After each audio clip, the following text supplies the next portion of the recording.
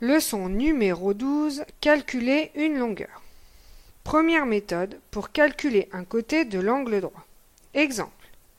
Dans le triangle ABC rectangle en B, on veut calculer la longueur de CB au dixième près.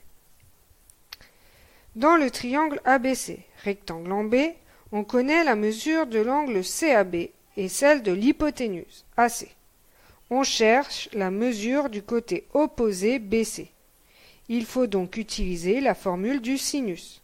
Sinus de l'angle CAB, c'est égal à BC divisé par AC. On remplace par les valeurs connues et on fait apparaître une fraction. Sinus 35 degrés, divisé par 1, c'est égal à BC divisé par 7.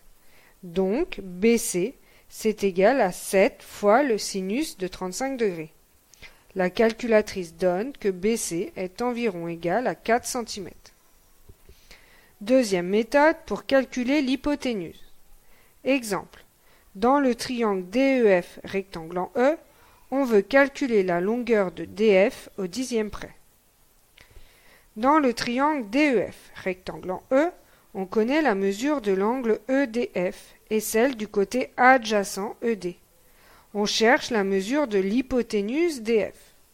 Il faut donc utiliser la formule du cosinus. Cosinus de l'angle EDF, c'est égal à ED divisé par DF. On remplace par les valeurs connues et on fait apparaître une fraction. Cosinus 68 degrés divisé par 1, c'est égal à 3 divisé par DF. Donc, DF multiplié par cosinus 68 degrés, c'est égal à 3 multiplié par 1.